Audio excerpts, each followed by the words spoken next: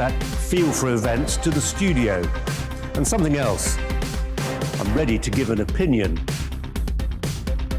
Today's stories with a spark. Brazier from 8 p.m. weekdays on GB News.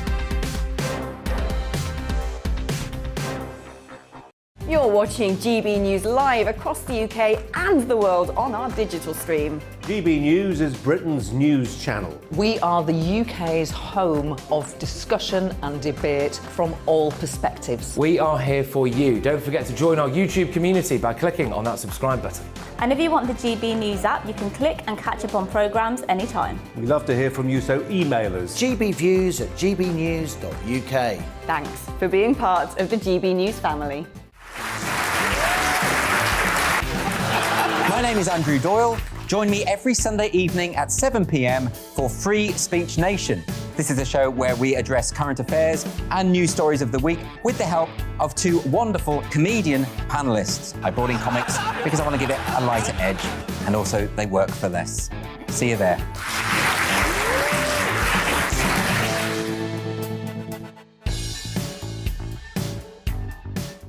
Join my show Farage, 7 p.m. till 8 p.m. Monday through Thursday, and there you will get opinion, analysis, debate, and I'll cover stories that nobody else dares to touch. And then for the last 15 minutes, talking pints. We're over a drink. We have a civilised conversation with someone. We very often disagree, but we do it in a grown-up way. Come and join me on Farage.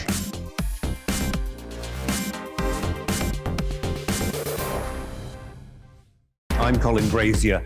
I've reported from more than 70 countries around the world, covered wars from Afghanistan to Iraq, from Lebanon to the Balkans. I'm trying to bring that experience, that feel for events, to the studio.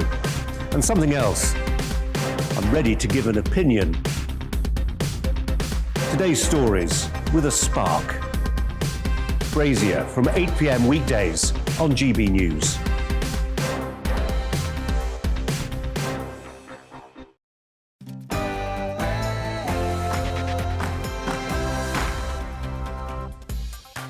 Hello and welcome to the afternoon agenda on GB News with me, Alex Phillips. Now this show is all about your opinion and mine, so it's not really news as you know it, but discussion and debate on things that are or really need to be on your agenda. So with that in mind, here's what we'll be covering today. Azim Rafiq gives an emotional testimony over racial slurs at Yorkshire. But why is racism in sport such a persistent problem? Should obese kids get weight loss coaches? The NHS plans that would also see parents of overweight children put on diets. And it may not be on the agenda of traditional news outlets, but we really need to talk about safeguarding. Are we messing up children? That's the agenda for the next hour, but what's on yours? Of course, you can email me, gbviews@gbnews.uk, or tweet me @gbnews. First of all, though, it's time for the news headlines with Polly.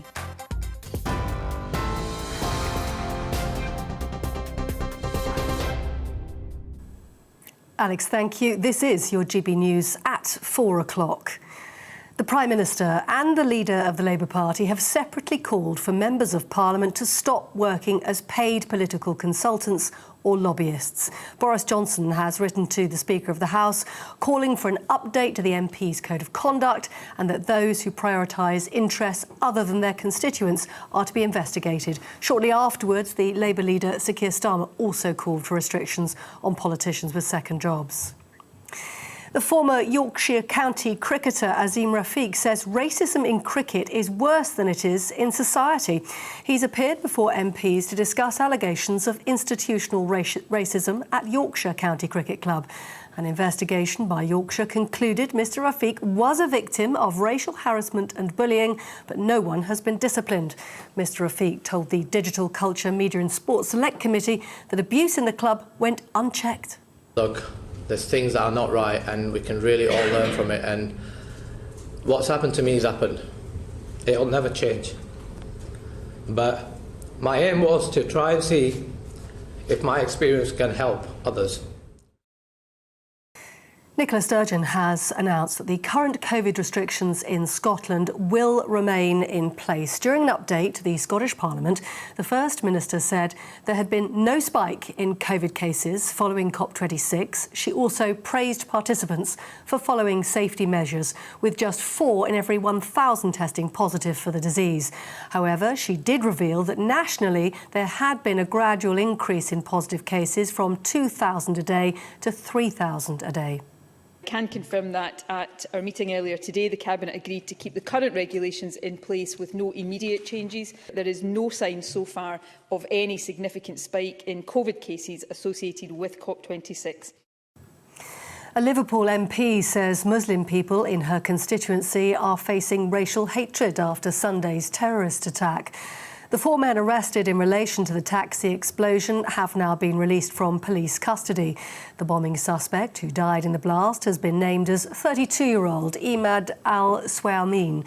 The driver, David Perry, survived the incident and has since been discharged from hospital.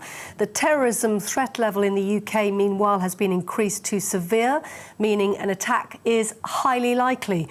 Minister for Security and Borders, Damien Hines, told GB News people should be as vigilant as ever. If you see something that doesn't look right, something that makes you suspicious about something, just to go that extra mentally, go that extra distance to say, yeah, I should report that. And if it turns out to not be significant, then nothing's been lost.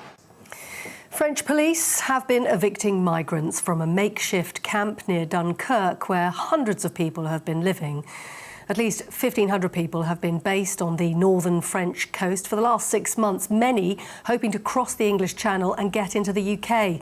The latest eviction comes as those living rough, including families with young children, face uncertain times as temperatures begin to drop.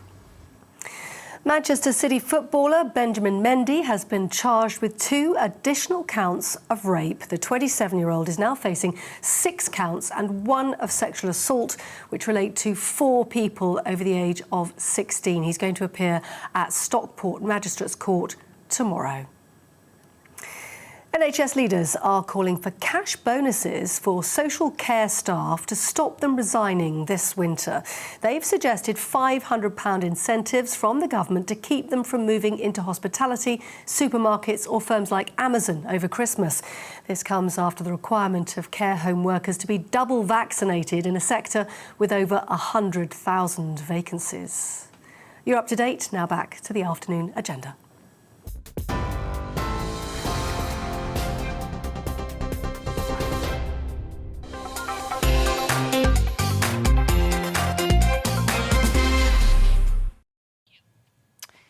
The 21st century has ushered in a new era of ultra-liberalism. Of that, there can be little doubt. A glut of online pornography, X-rated marches in support of various rights, and TV shows where people judge each other's genitals, hook up with other surgically enhanced narcissists to get votes, and bonk in cubes in front of live studio audiences. Yeah, call me a prude, but I preferred it when we were all a little more restrained and kept things behind closed doors. Yet, as adults' rights expand wildly and at an untested rate, something else is also happening. Something pretty sick. Children are being dragged into the whole tawdry affair. Not only is social media awash with pouting pubescence and suggestions on how to self-harm, but a whole array of so-called progressive views are being forced upon impressionable children at a younger and younger age.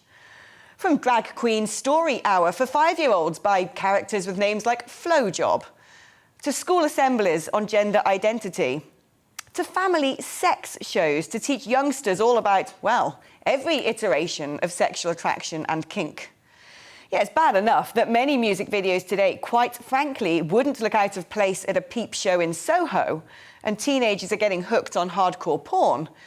But when grown-ups feel the need to showcase their personal desires and intimate habits to little kids, you really have to ask, whatever happened to safeguarding? Is this progressive or downright creepy and dangerous? no mainstream media is talking about this. In fact, a lot seems to be merrily going along with it all and patting themselves on the back at how modern and inclusive they are. But the effects are truly chilling. My hunch is that a lot of parents have absolutely no idea quite how deep the problem goes and the sorts of attitudes and exposures that their sons and daughters are having forced upon them. So here, at GB News, we are going to be bold enough to face this head on and lift the lid on the severity of the situation and ask the question, are we messing up our kids? Is it right for tots as young as 4 to worry about what sex they are, or for prepubescents to twerk on TikTok for a horde of adults? Is saying we simply need to explain that porn's not real and in many cases abusive while adolescents are being flooded with the stuff really enough to protect their developing minds? Should we sit back as rape culture explodes in high schools and shrug our shoulders and say, well, everything's okay? Or the fact that we've needed to bring in laws to prevent minors having cosmetic surgery to look like Kardashians, well, that's just an aspect of today's pop culture. Is encouraging kids to constantly question their sex by mainstreaming body dysphoria and allowing boys and girls into each other's intimate spaces on the basis of gender self-ID, putting youngsters who rely on adult protection at huge risk of traumatic experiences? And what will happen to these kids when they grow up and they become the adults, the lawmakers and the leaders of the future? And why does there appear to be so little political will to protect the next generation from what would have once have been unthinkable access to adult extreme content and fetish, when everyone is constantly bleating on about mental health and safe spaces? Yep, today, we desperately need to talk about safeguarding before it's too late.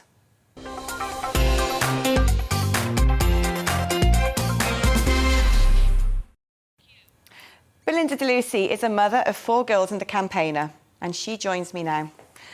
Belinda, let's talk about the things that you've seen, the influences that children are coming under these days. Well, I want to thank you, first of all, for covering this subject. Very few topics wrench me out of my comfort zone into a TV studio, and I feel so grateful because a lot of parents are feeling like they don't have control anymore and aren't able to protect their children anymore because there are too many forces at work eroding childhood and attacking childhood and getting away with it.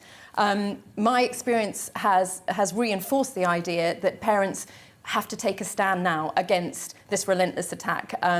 I've experienced things that make me feel very nervous talking about, actually. I don't talk about it in public, but a very close family member of mine, she was only 4 years old when she was sexually assaulted in a soft play area, in a children's slide and ball pit area that I've been to a million times.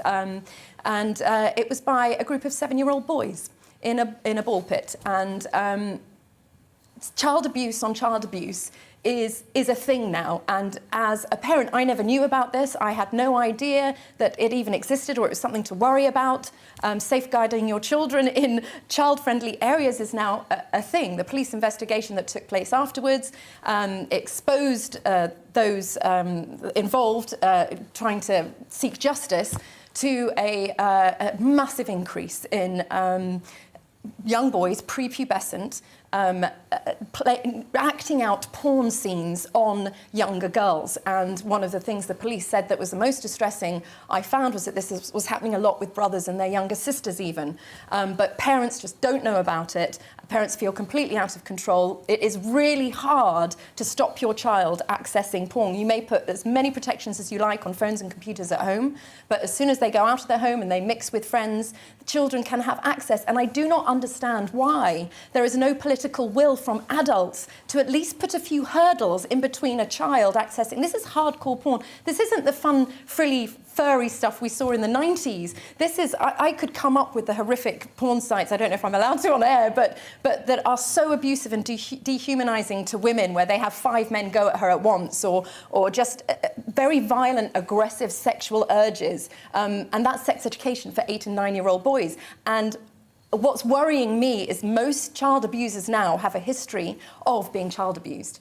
And we are creating a situation where this giant social experiment is happening on little kids, and we're creating child abusers out of kids. We don't know what they're going to be like in 10, 20 years' time, but I have seen the damage this is doing to children. And it's frightening me that no one is talking about it and addressing it. When gambling became a problem for children, the government went straight in 2005 and did the Gambling Act and put robust age verification on gambling sites. They're not doing that with hardcore porn for little children. Why? There must be something, I'm sorry, but dark and sinister, motivating adults wanting to expose children to this.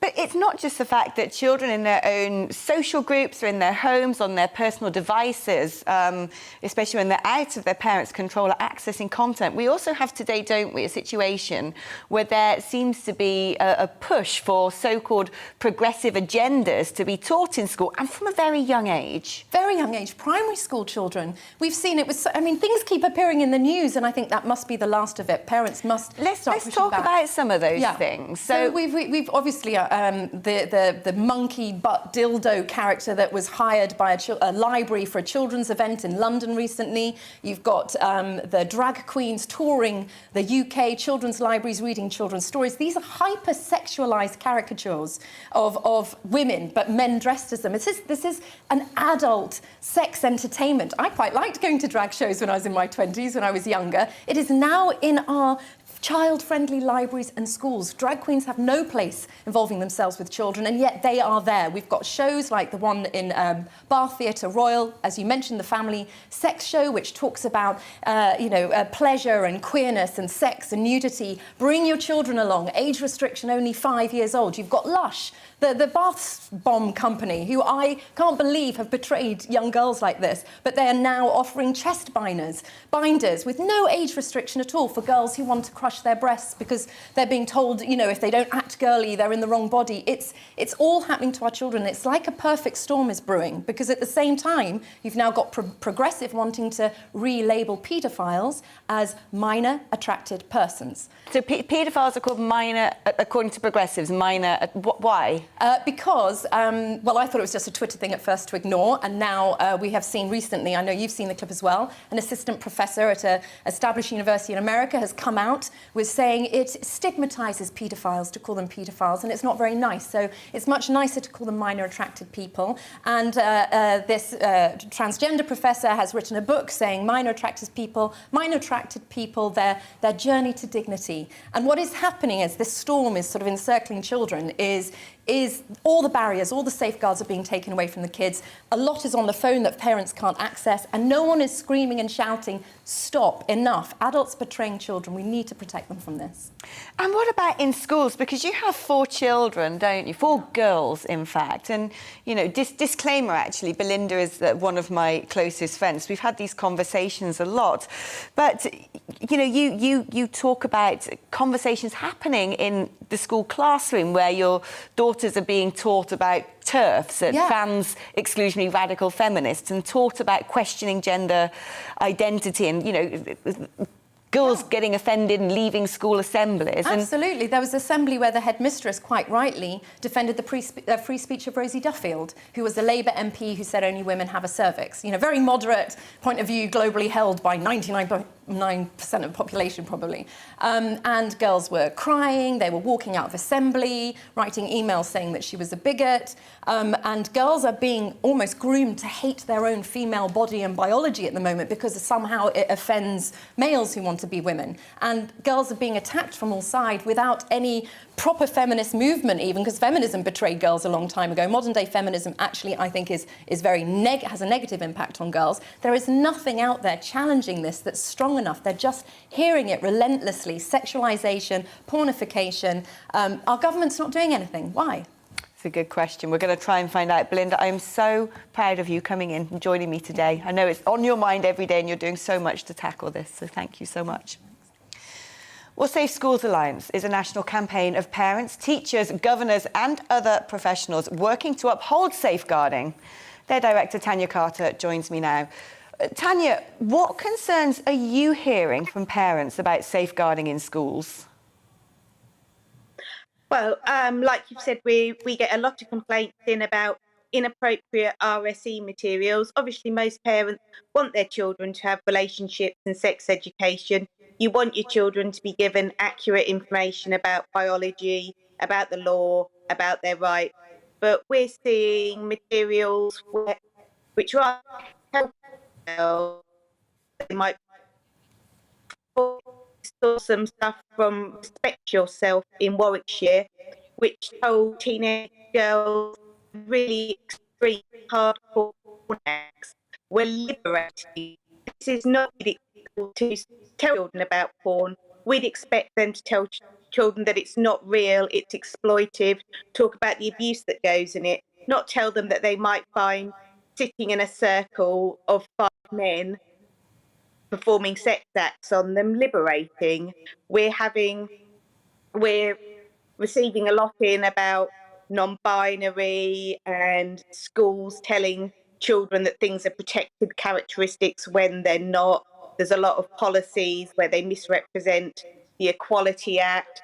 A lot of schools seem to not understand that the 1996 Education Act means that they can't put one side of a political view to children in schools and tell them that's fact, particularly with something so contentious as the current debate over transgender rights.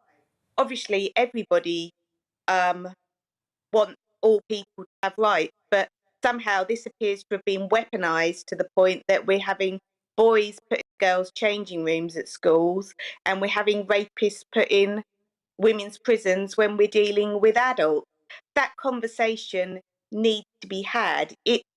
It's not a human right for boys to go into the girls' changing rooms because they want to and they've said they've identified as a girl. And if a school thinks that is a human right, that's a massive safeguarding failure from the school, and questions need to be asked why the leadership and management of that school have such a poor understanding of safeguarding that they've allowed this to happen.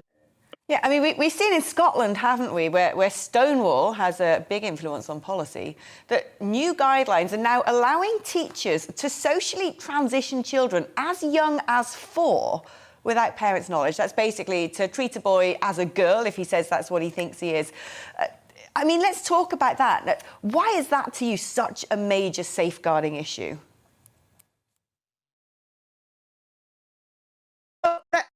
That's undermining one of the most basic bits of safeguarding there is, which that all adults in a child's life need to work together in the best interest of that child. If for some reason a school thinks that acting then that can go through and start involving outside agencies. You can't just exclude parents from child life with no reason. Parents have parental responsibility for their children, which means they're the ones making decisions about education, housing, medical treatment, up until the point that a child is able to make these decisions for themselves.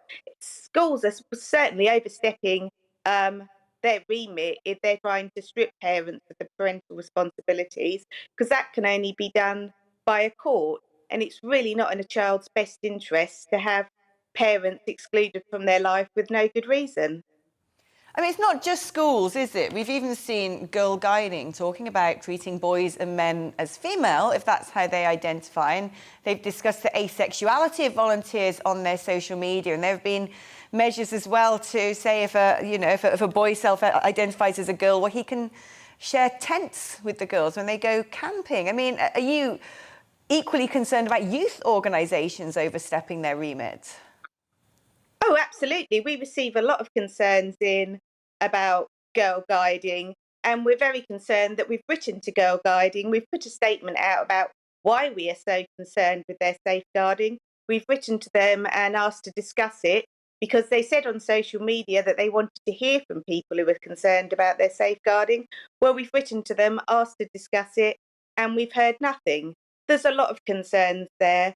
And the fact that their first response is to accuse people who are raising safeguarding concerns of being bigoted or whatever, that in itself shows that they don't understand safeguarding. That these are all recognised silencing tactics that people raise legitimate concerns, and like in the case of Rotherham, they're shut down for being called racist, or people are called prudes, or they're called trans, or whatever. Tanya, we're losing you a little bit there, I'm afraid. Your line's getting a little bit gremlin-y, but it's been such an important conversation we've had today. Thank you so much for coming on to discuss this. It's crazy, but it takes a brave person today to raise this really critical issue. That's Tanya Carter, who's director of the Safe Schools Alliance. Well, we obviously did ask a number of organisations and activists that support teaching kids about things like their gender identities from a young age and the introduction of mixed-sex spaces, including Stonewall and Mermaids, to discuss the issues around safeguarding we're raising, but no one was available. Stonewall have said previously, currently 2 in 5 LGBT pupils are taught nothing about LGBT issues in school. While progress has been made, nearly half of LGBT pupils are still bullied for being themselves. Being LGBTQ+ can feel like an extra pressure for children and young people at school, college, or in their setting, depending on the extent to which staff, peers, and the wider community are supportive. LGBTQ+ children and young people often worry that those around them will react negatively to who they are, and they can experience high levels of bullying. This can leave children and young people feeling isolated and unable to access the support or information they need.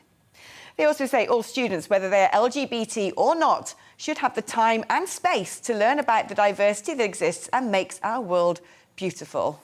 Doesn't seem like they're getting much time and space from my perspective. We're going to be continuing this conversation about safeguarding throughout the show. And my word, I do really want to know what you think. Email me your experiences. Tell me if you've come across incidents where children are being taught things in schools that you think are highly inappropriate. gbviews@gbnews.uk.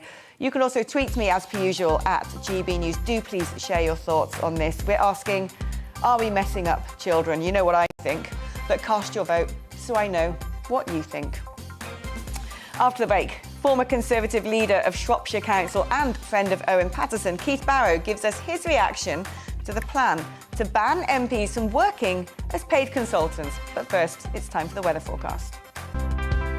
It's time to remind ourselves there's always another winter. Canary Islands sponsors the weather. Hello again. After another fairly cloudy day for most of us today, tomorrow looks brighter, with many of us seeing some sunny spells. There will be some showers across the northwest and a slightly fresher feel, perhaps. That's because a cold front is slowly pushing across the country. It's bringing some wet conditions across parts of Scotland. It's cleared through from Northern Ireland. Also notice the isobars close together. It's a very windy day across the north of Scotland. Lots of showers coming in here as well. The band of rain trickles south across England and Wales, but kind of fizzles out as it does so, and it will eventually introduce clearer skies through the early hours, and that will allow it to turn a little chilly with temperatures down into single figures, but generally we're staying above freezing. On to Wednesday, and certainly across the south, a much brighter day compared to recent days. Sunny spells across the Midlands, southern England, South Wales, much of northeast England too. There will be a few showers over northwest England in the morning. They should fade away. We'll keep showers going across western Scotland throughout the day. Any showers, though, in Northern Ireland will fizzle out, but it will cloud over here come the afternoon. Temperatures not as high as recent days, but still around or a bit above average. And feeling pleasant enough in the sunshine, but probably just a slightly fresher feel, as I said at the start. Now, there will be some thickening cloud, bringing patchy rain to Northern Ireland through the evening. That becomes more extensive across Scotland during Wednesday night and into Thursday morning. And we'll keep outbreaks of rain going across the far north and west of Scotland for much of Thursday. A bit of drizzly rain here and there over the hills and mountains of southern Scotland and northern England, but for many Thursday is again a dry day, but we're back to the cloudier conditions. And again, especially across the northern half of the UK, it will at times be quite breezy, but it's turning mild again. Look at the temperatures by Thursday with a bit of brightness in northeast Scotland. We could be up to 15, maybe even 16 Celsius. Friday also looking fairly cloudy but breezy. Some patchy rain drifting south through this weekend and also slowly turning colder. Canary Islands sponsors the weather.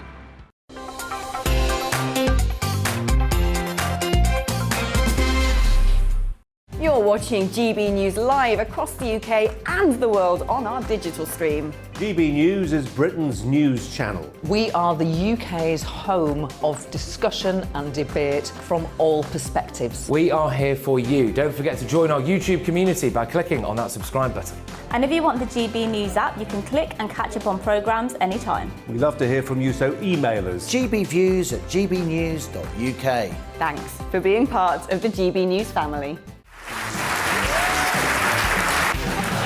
My name is Andrew Doyle. Join me every Sunday evening at 7 p.m. for Free Speech Nation.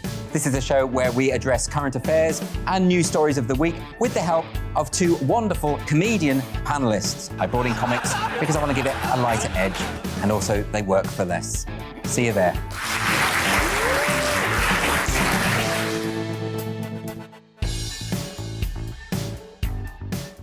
Join my show Farage, 7 p.m. till 8 p.m. Monday through Thursday, and there you will get opinion, analysis, debate, and I'll cover stories that nobody else dares to touch. And then for the last 15 minutes, talking pints. We're over a drink. We have a civilised conversation with someone.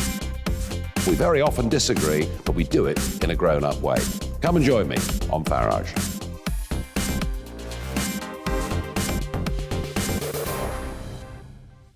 I'm Colin Brazier. I've reported from more than 70 countries around the world, covered wars from Afghanistan to Iraq, from Lebanon to the Balkans. I'm trying to bring that experience, that feel for events, to the studio. And something else. I'm ready to give an opinion. Today's stories with a spark. Brazier from 8 p.m. weekdays on GB News.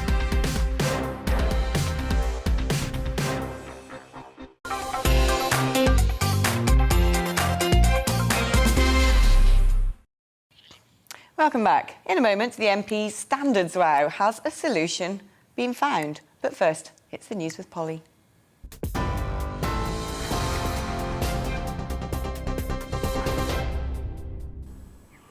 Thanks, Alex. Your headlines this hour. The Prime Minister and the leader of the Labour Party have both separately called for members of Parliament to stop working as paid political consultants or lobbyists. Boris Johnson has written to the Speaker of the House calling for an update to the MP's Code of Conduct, saying that those who prioritise interests other than their constituents should be investigated. And the Labour leader, Sir Keir Starmer, within the last hour, has also called for similar restrictions on politicians. The latest announcement from the government is an attempt to draw a line under the row that began with an attempted overhaul of MPs' disciplinary systems. The former Yorkshire county cricketer Azim Rafiq says racism in cricket is worse than it is in society. He's appeared before MPs to discuss allegations of institutional racism at the club. An earlier investigation by Yorkshire concluded Mr Rafiq had been a victim of racial harassment and bullying, but that nobody was disciplined. Liverpool MP Kim Johnson says Muslim people in her constituents are facing racial hatred after Sunday's terrorist attack in the city. The bombing suspect, who died in the blast, has been named as 32-year-old Imad al-Swayalmin. The terrorism threat level in the UK has meanwhile been increased to severe, meaning an attack is highly likely. And the Scottish Government will consider expanding its coronavirus vaccine passport scheme from the 6th of December. Nicola Sturgeon told MSPs that a final decision will be made next Tuesday. The scheme could be expanded to cover pubs, cinemas, theatres and other hospitality venues. NHS leaders are calling for social care staff to be given cash bonuses. I'm sorry, we seem to have the wrong pictures there, but I'll keep telling you about NHS staff. The claim is that they should be given cash bonuses to stop them leaving other jobs in the winter.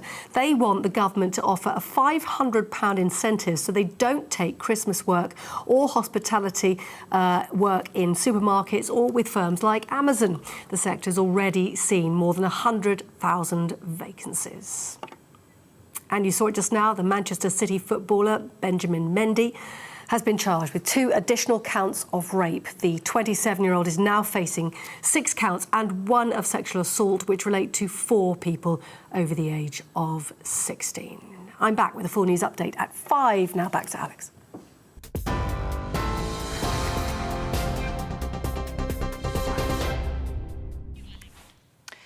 Now, the situation on the Polish border with Belarus has escalated once again after Polish troops used tear gas and water cannons against migrants trying to enter the country. Thousands have gathered at the border trying to gain entry into the European Union. The EU claims that the Belarusian president, Alexander Lukashenko, is intentionally driving migrants over the border in the face of economic sanctions imposed on Belarus. The UN Refugee Agency in the UK is monitoring the situation, and spokesperson Matthew Saltmarsh joins me now. Matthew, how critical is this? There have been allegations that there's been a deliberate giving of things like alcohol to some of these migrants gathered there. There have been allegations that special forces in Belarus are potentially offering them weapons, that Belarusian forces are going out at night and trying to dismantle the protective fences. Have you seen any evidence of those incidences? Well, it is concerning, the overall situation. I mean, we are primarily focused on the human element here. These are people, around about 2,000 people stranded at the border now. We know there have been deaths. The latest estimates were around about 11 people have died. The conditions are very, very difficult. It's cold, winter is coming, and there's not enough humanitarian aid and support. So what we're really calling for is a de-escalation of the crisis, moving the people away from the border to safer areas where they have proper reception, proper shelter, where ourselves and partners can reach them, and then assess their needs and try to find solutions, whether that's asylum in Belarus, whether that's those who don't need international protection, maybe going back home voluntarily and in dignity. But really what we want is access to the border areas. We've had some access. We managed to get on the 11th of November into the Belarus border area so that we can work with our partners to really help and support those people who have unfortunately found themselves stranded by the border. Are you worried that this is a powder keg situation and in a matter of time it could spill over into pretty big acts of violence? Are tensions rising on that border? Of course, we are concerned about that. We're primarily concerned that asylum seekers and refugees have been instrumentalized here, and we call for that to stop now. People have a right to seek asylum. Not everyone will be granted that asylum, and those who are not can and should, it's not easy, but should be returned to where they came from. But many of them do have international protection needs and should be given asylum, whether that's in Belarus or whether that's in the European Union. A number of countries in Europe, particularly in that eastern part of Europe, have been pushing back asylum seekers and migrants. And we think there is a solution there in that you can have fast, fair and efficient asylum procedures. You can process people quickly. If people have genuine claims, if they have family links, if they have genuine reasons to be claiming asylum, they should be allowed to do so. And if they don't, then they should be returned. 5 years ago, we had a very different picture, didn't we, when we saw mass exodus really coming again from the Sahel region, from the Middle East, crossing Europe. And some might argue when Angela Merkel said refugees welcome, she potentially incentivized that movement. It's a very different situation now, 5 years on, isn't it? So how on earth is this now going to be resolved? It is a very, very different picture now. If we remember back to 2015, 2016, when there were much, much more significant movements of people, there was really an overwhelming showing of solidarity and support across Europe. As you mentioned, particularly Germany was extremely generous. They ended up taking over 1 million asylum seekers onto their territory. A number of other countries were very generous too, but the movements were huge at that point, triggered, of course, by the Syrian war. This is very different. We're talking about around 2,000 people who have been instrumentalized and who are stranded at a border. So we think that everyone needs to try to ratchet things down, look for solutions, and of course, look at the policies in Europe. Europe is currently negotiating a new asylum pact, and we think within that there should be scope for the reception and integration of asylum seekers, while also, of course, trying to find solutions for those who don't have rights to be there. If you could give a candid appraisal of who is gathered at that border. We've seen photographs in the media, we've seen short video clips, we've seen the water cannons being used at crowds. I mean, from the footage that a lot of us have seen, it does predominantly look like young men as opposed to women and children. But what is the situation on the ground there? Which countries are these migrants coming from, and who makes up the sort of main bulk of them? Well, as I said, we haven't actually had sort of sustained access to the border. We've managed to get in there once, and we were only able to do a limited sort of aid assistance drop there. So we don't have the full picture. We're basing what we say on reports in the media. But what we know from that is that the majority of them come from Kurdistan, Iraq, Syria, and a handful of other countries. Some of these countries are, of course, countries that we would call refugee-producing countries. In other words, there's serious instability, violence, and in some cases, outright conflict in those countries. So people fleeing from those countries would and do have a right to asylum. We know that there are women and children at the border. We don't know the exact composition, the numbers, the breakdown. But regardless of any breakdown, the important imperative for us and we think for everyone here is to get assistance to these people and to really try to ratchet it down and find solutions. And do you have your suspicions that this is very much a confected crisis and that there are the fingerprints of, let's say, malign foreign actors on creating this situation? Well, you've got a very complex situation here. You've got instrumentalization of asylum seekers and refugees, and it's not the first time. We've seen this before in other parts of the world, in other parts of the region. But on the other hand, you've got what's known as pushbacks. So people with genuine asylum claims are not being allowed to make them. If they're making it over the border, they're often being detained or being deported back to where they came from. And that's actually against human rights and international law. So that goes back to the point I made earlier, which was basically give people a process, give them a fair hearing. If they don't have the right to be there, then we look for solutions. And the UNHCR and our partners in the UN and other NGOs are certainly here to help to try to find those. Matthew, thank you ever so much for joining me today. That's Matthew Saltmarsh. We're going to take a short break. Don't go anywhere.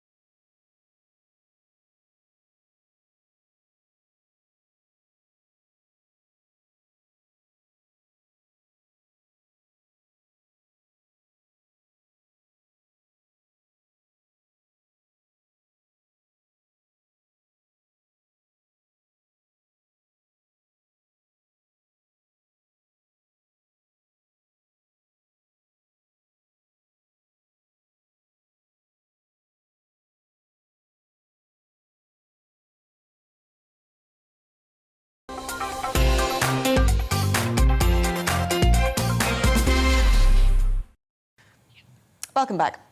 Boris Johnson has set out plans to ban MPs from working as paid consultants in the wake of the row over former Tory MP Owen Paterson. Mr Paterson was found to have used his position to lobby for two firms paying him, reigniting debates over MPs' outside employment. In a letter to the Commons, Speaker Sir Lindsay Hoyle, the Prime Minister, said he should adopt a ban as a matter of urgency. Well, in the past hour, the Labour leader, Sir Keir Starmer, gave a statement in which he criticised the Prime Minister. Let's take a listen to some of what Sir Keir Starmer had to say. The vast majority of MPs care about our democracy, and they honour that trust. They don't earn millions from foreign governments. They don't use the proxy vote rules to bunk off to the Caribbean, and they don't lobby government because they've been paid to do so. Instead, they just go about their job, trying to make sure that our laws are written in the best interests of their constituents and of the country. But those MPs have been let down. And more importantly, so have the British people. Because the corruption scandal that's engulfed the Tory party is corroding trust in our Parliament and in the belief that politics is a force for good. Well, joining me now to discuss this is former Conservative leader of Shropshire Council and friend of Owen Paterson, Keith Barrow. Keith, glad to have you on the show. Do you think your friend Owen rather fell on his sword for the greater good here now this rule has... Boris Johnson suggesting that this rule should be urgently pushed through? Or do you think this is a Prime Minister flailing and flapping in the wake of public opinion after he made a pretty catastrophic error in misreading the situation the other week? Yeah, I mean, to be frank, Owen's lost his wife, he's lost his job, and he's lost his reputation. And I think it's the tip of the iceberg. I think the actions in Parliament the Wednesday before last were absolutely appalling. And the party political system where MPs are whipped to follow the diktat from above, I think is quite disgraceful. Do you think the problem here is that because there were rules there allowing MPs to have outside interests and consultancy roles and things that could easily blur the boundaries of what's acceptable when it comes to lobbying, that Owen's sort of the innocent victim, so to speak, of a system that was very confused but desperately needed changing? Isn't it sad that it's taken these events for Boris Johnson to suddenly realise that the system's broken and needs changing? I think it was apparent to everybody on the outside. You could see that when MPs can take outside work, vast sums of money, what's Mr Cox, nearly £1 million while he's spending his time in the Caribbean. The public, and I've talked to a lot of people recently, are absolutely fed up to their back teeth. And I think the actions of Boris are purely in reaction to a political crisis, rather than an actual desire to change things for the better. To be fair, this is a problem that has affected all political parties. I don't think there's any political party that's clean of not having people with second jobs, and particularly lucrative ones that arguably they wouldn't have if they weren't in such positions of influence. But it does seem to be increasingly a majority Conservative Party problem. As the lobby smells blood and starts digging down into second jobs, it does seem to be repeatedly people from your party who are profiting from having been elected. Are you angry with the Conservatives for this? Well, I'm not a Conservative. I've resigned from the Conservative Party, and I think it seems endemic within the Conservative Party at the moment, and part of the problem is the way that people are selected to be MPs in the first place. You don't get an awful lot of normal people that actually live in a constituency that get to represent the Conservative Party or any of the main parties, the Conservative Party more than others. But things like MPs that own houses in London rent those out and then claim rent for their accommodation in London. It's not just about representing outside interests. I think things run much deeper than that. I mean, I'm glad you actually raised about the selection process, because it's not something I've heard anybody else bring up, and I think that's a very key point. Do you think this is because perhaps the Conservative Party or this particular Conservative government have a little bit of an obsession with entitlement and privilege and don't really live in the real world. And for that reason, they failed to understand why people were so disgusted at the idea that you can be elected by the people to work for the people, be paid a salary that's about three times minimum, 3 times the average salary, and then on top of that, cream, you know, £500,000 because you've got that position. Yeah. You're absolutely right. I'm in North Shropshire, and the by-election, whilst people haven't filled their papers in yet, I believe the Conservatives have a gentleman from the West Midlands who's a barrister that has little or no connection with the constituency. I don't think a normal person would have a chance of getting through the selection process that CCHQ puts in place. And that's why, if you look at the certain demographic that end up as MPs, it is part of the problem, really. The party politics and the manipulation means that maybe money is more of a motivating factor. On councils, we had an independent body which made a recommendation. Then that recommendation was reduced to take into account public service. And I think the same should apply to Parliament. They get £80,000 a year. If you take a public service element into that, then they're certainly well into 3 figures, aren't they? Indeed they are. Keith, thank you so much for coming on, and thank you, I want to say, for your honesty here and really lifting the lid on this. You know, your words resonate with me and will be quite painful, I'd imagine, for some of your former party colleagues to hear. I'm probably not going to be very popular in North Shropshire. But before I go, can I just say thank you to you for raising the issue of the sexualisation of our children. I think it's a huge issue that nobody's talking about. Can't we just let our children be children? Well said, that man. This is why we're doing that programme today and why no other mainstream media seems to be covering it. We will. Keith Barrow, former Conservative leader, Shropshire Council and good friend to Owen Paterson, really spilling the beans there. Now, after the break, obese kids should get weight loss coaches and their parents should be put on diets. We'll discuss the radical plan to tackle the obesity epidemic, but first it's the weather forecast. It's time to remind ourselves there's always another winter. Canary Islands sponsors the weather. Hello again. After another fairly cloudy day for most of us today, tomorrow looks brighter, with many of us seeing some sunny spells. There will be some showers across the northwest and a slightly fresher feel, perhaps. That's because a cold front is slowly pushing across the country. It's bringing some wet conditions across parts of Scotland. It's cleared through from Northern Ireland. Also notice the isobars close together. It's a very windy day across the north of Scotland. Lots of showers coming in here as well. The band of rain trickles south across England and Wales, but kind of fizzles out as it does so, and it will eventually introduce clearer skies through the early hours, and that will allow it to turn a little chilly with temperatures down into single figures, but generally we're staying above freezing. On to Wednesday, and certainly across the south, a much brighter day compared to recent days. Sunny spells across the Midlands, southern England, South Wales, much of northeast England too. There will be a few showers over northwest England in the morning. They should fade away. We'll keep showers going across western Scotland throughout the day. Any showers, though, in Northern Ireland will fizzle out, but it will cloud over here come the afternoon. Temperatures not as high as recent days, but still around or a bit above average. And feeling pleasant enough in the sunshine, but probably just a slightly fresher feel, as I said at the start. Now, there will be some thickening cloud, bringing patchy rain to Northern Ireland through the evening. That becomes more extensive across Scotland during Wednesday night and into Thursday morning. And we'll keep outbreaks of rain going across the far north and west of Scotland for much of Thursday. A bit of drizzly rain here and there over the hills and mountains of southern Scotland and northern England, but for many, Thursday is again a dry day, but we're back to the cloudier conditions. And again, especially across the northern half of the UK, it will at times be quite breezy, but it's turning mild again. Look at the temperatures by Thursday with a bit of brightness in northeast Scotland. We could be up to 15, maybe even 16 Celsius. Friday also looking fairly cloudy but breezy. Some patchy rain drifting south through this weekend and also slowly turning colder. Canary Islands sponsors the weather. I'm Neil Oliver.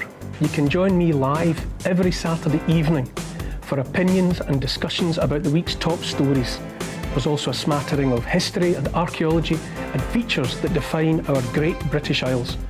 You'll hear my thoughts unfiltered, as well as those of my guests, and we don't always agree. And we want to hear from you too. Neil Oliver Live, Saturdays from 7 on GB News.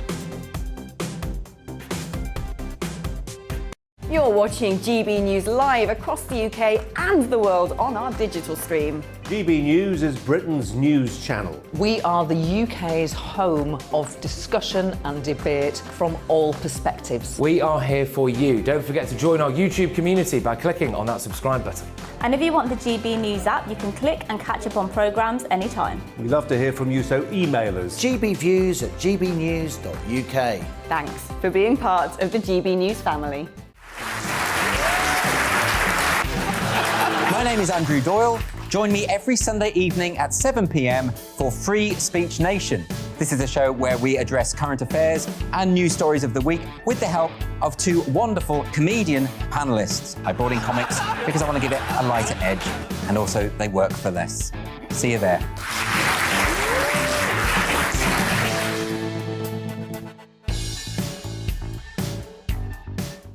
Join my show Farage, 7 p.m. till 8 p.m. Monday through Thursday. And there you will get opinion, analysis, debate, and I'll cover stories that nobody else dares to touch. And then for the last 15 minutes, talking pints. We're over a drink. We have a civilized conversation with someone. We very often disagree, but we do it in a grown-up way. Come and join me on Farage.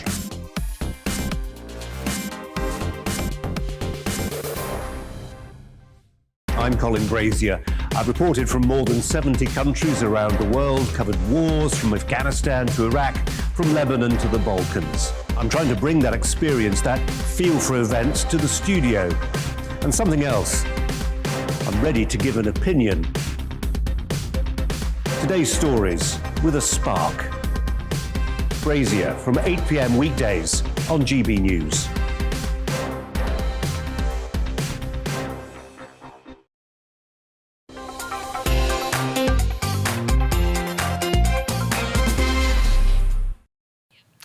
Welcome back. Obese kids could be given weight loss coaches and their parents put on diets to try to help their overweight children to slim down. The radical plans by the NHS will see their families being told to attend sessions as medics seek to tackle the underlying causes of excess flab. 1 in 3 kids are currently deemed to be too fat by the time they finish primary school, with around 2.5 million youngsters in England affected. Chair of the National Obesity Forum, Tam Fry, joins me now in the studio. Tam, it's brilliant to have you back on. It's an issue I care about a lot.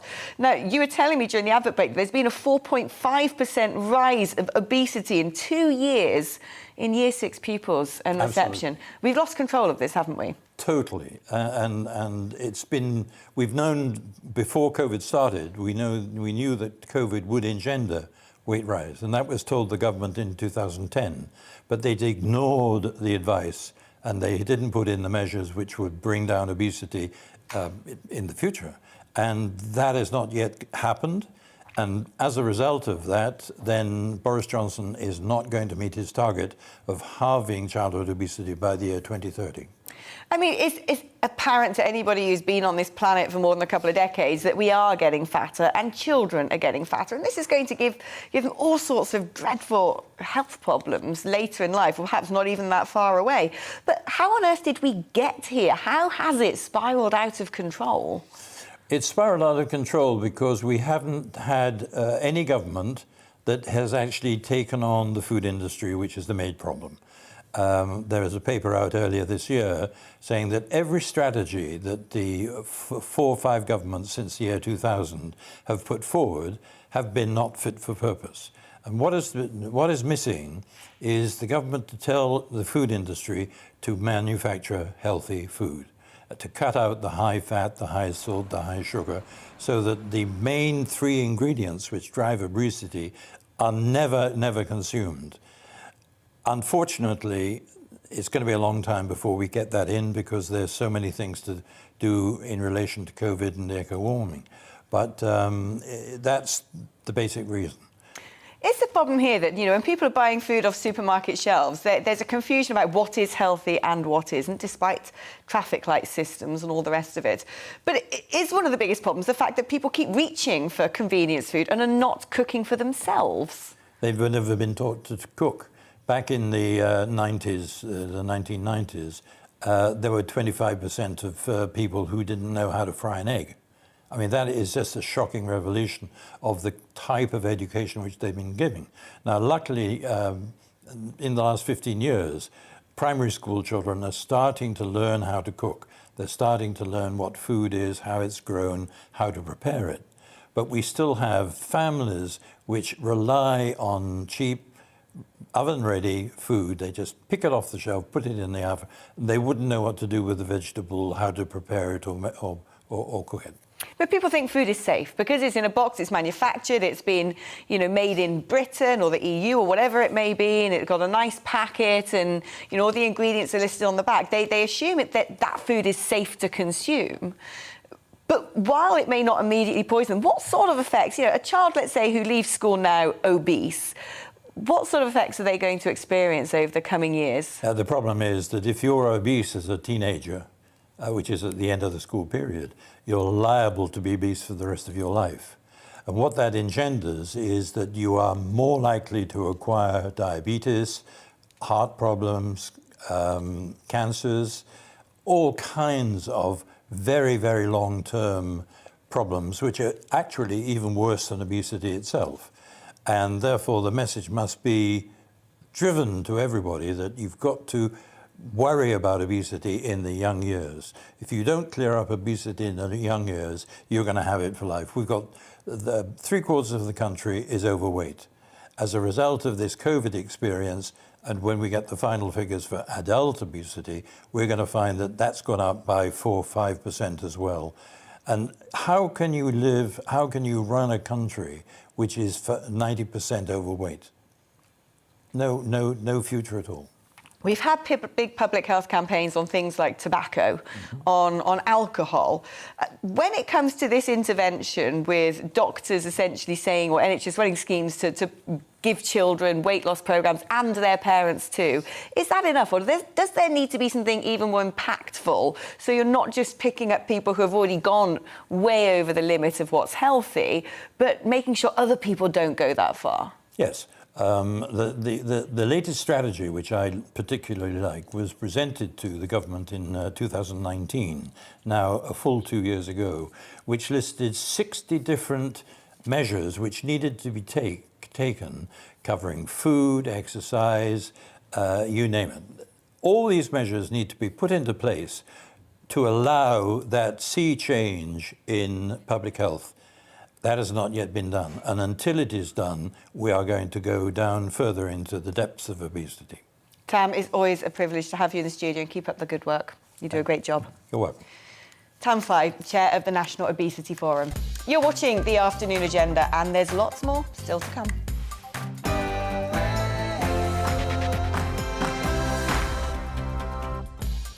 Hello and welcome. If you've just joined The Afternoon Agenda, I'm Alex Phillips, and this show is all about what I think, what you think, and indeed, what my guests think. So it's not news as you know it, but robust discussion and in-depth debate on things that are or absolutely need to be on your agenda. So still to come this hour, criticism of the Prime Minister's plans to improve MPs' standards. But does the opposition plan for improving politics stand up to scrutiny? Joanna Lumley scores another victory for activism as the government agrees to use environmentally friendly methods to clear unexploded underwater bombs. We'll speak to the National Treasure later. And it may not be on the agenda of traditional news outlets, but we really need to talk about safeguarding. How many more times can I say it? We're doing it today. That's the agenda for the next hour. What's on yours? Email me, gbviews@gbnews.uk, or tweet me @gbnews. But first of all, it's time for the news headlines with Polly.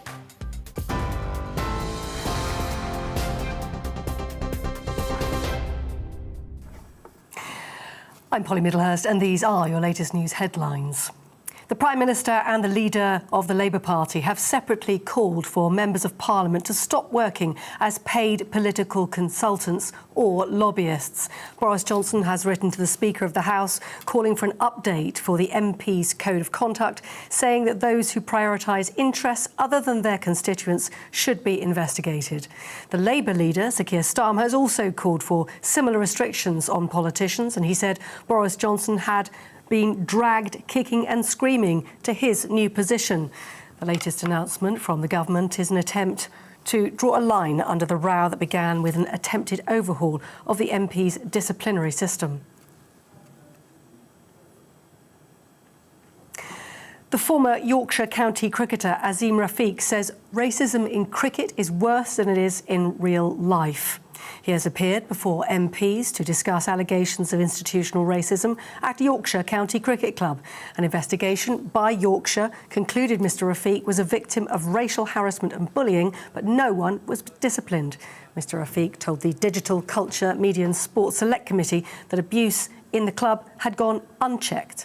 Look, there's things that are not right and we can really all learn from it, and what's happened to me has happened. It'll never change. But my aim was to try and see if my experience can help others. Well, the Scottish Government will consider expanding its coronavirus vaccine passport scheme from December the 6th. Nicola Sturgeon told MSPs that a final decision will be made next Tuesday on whether to expand the scheme to cover pubs, cinemas and theatres. Vaccine passports were introduced at the start of October. They currently apply to nightclubs and other adult entertainment venues. That's all from me. Now back to Alex.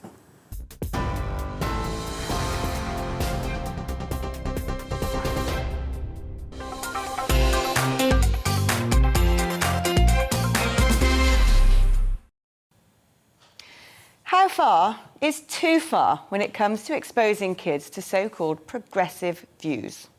What about when websites are made for little girls to share testimonials on being sexually assaulted at school? Or what about when record numbers of teenagers are self-harming?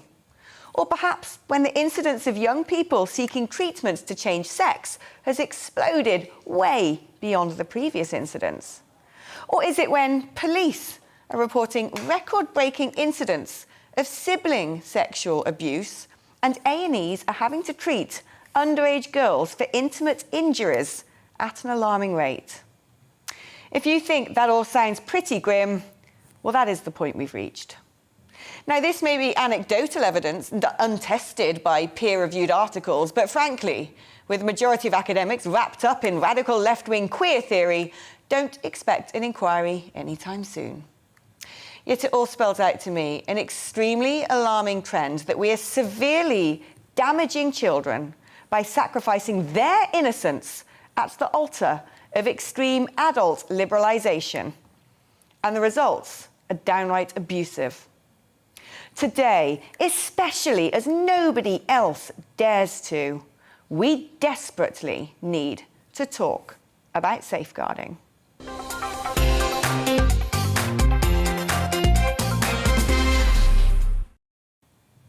Journalist Jo Bartosz has written extensively on the influence of gender ideology on safeguarding, and she joins me now.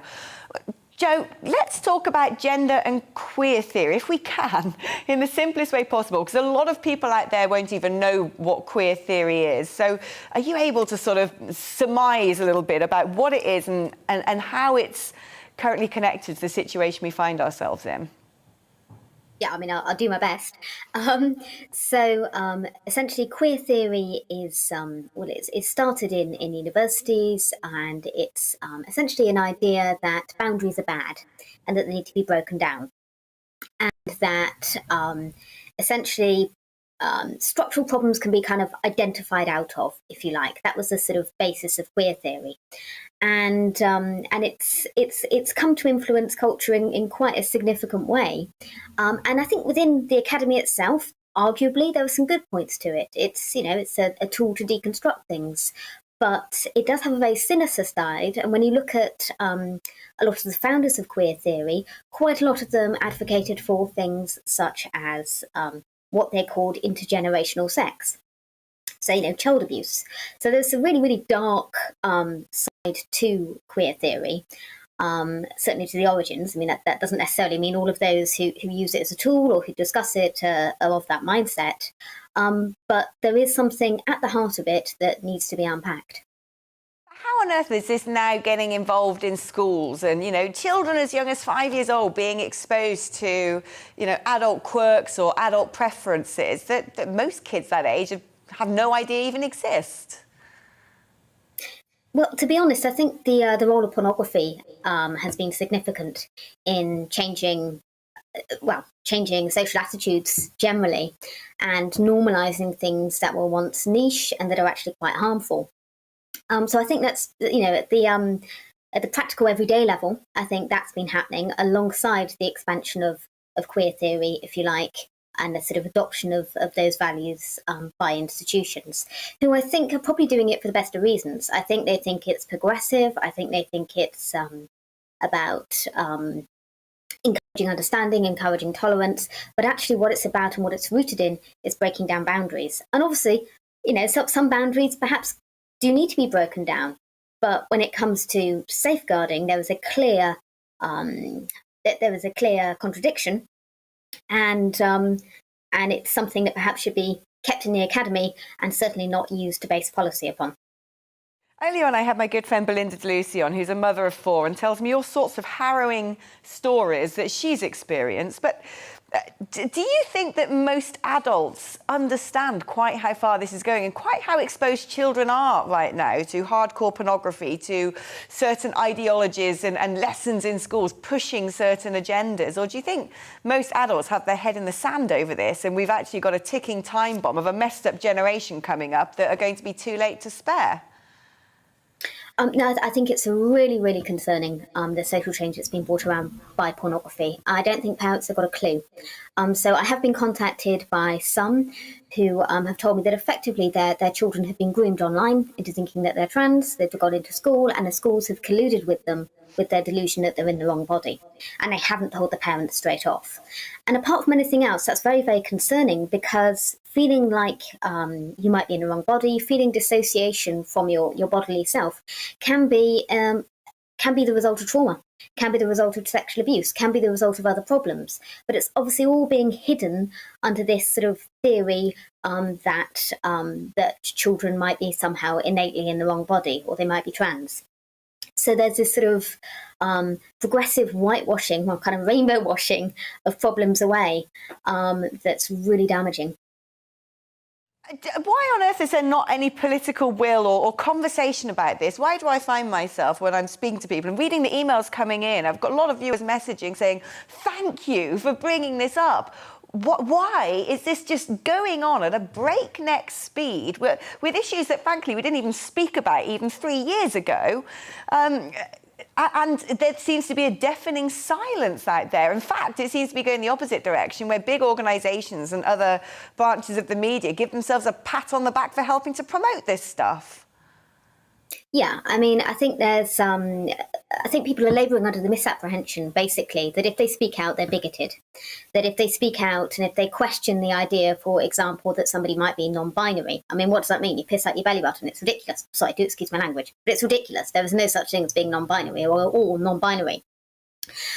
So I think sort of essentially any sort of pushback against those ideas, the resistance from those who, from Stonewall, from Gendered Intelligence, from Mermaids, from all these sorts of organisations is so extreme, and they cast you as a bigot. Whereas actually, I'm in a same-sex relationship. I grew up under Section 28. I don't want to return to that. I think it's entirely legitimate to show children that there are different ways of being in relationships, different ways of having families, but there's no need to virtue signal about it, to make a show of it. It could be an incidental thing rather than connected to this wider agenda that is actually very harmful and very corrosive. Indeed it is. Joe Bartosz, TAA loves you. Bravery Award coming in the post to you shortly. Joe Bartosz, that journalist, telling us the truth that we all need to hear. Now this, as far as I'm concerned, is another big safeguarding concern. Durham, that's my old university, is the latest university offering training sessions to support students involved in sex work. Now they say it's to help those already involved who need support. But are we actually now coaching young women, many just out of school, that prostitution is a normal and acceptable career path or a way to back up your university education? Doesn't this raise huge safeguarding flags when it's such a dangerous profession, when we're seeing university students the country over boycotting nightclubs because women are getting stabbed by needles? Yeah, let's talk to the commentator and columnist Samantha Smith. Samantha, delighted to have you on. when this popped up, I mean, I graduated from Durham about 20 years ago or so, a bit less than that. But I just find it incredulous that university I went and studied with are essentially offering education to help female students be escorts. I was as surprised as you when it popped into my inbox. Earlier this month, I was invited along with the rest of the undergraduate and postgraduate population to join a training opportunity for students involved in the adult sex industry. The event description stated that student sex workers should not face any barriers in accessing support, which is well-informed and free from prejudice, and the university has defended its position, as well as the student union, by saying that they are merely supporting students that are already involved, so that they can continue their work without fear of judgment or retribution.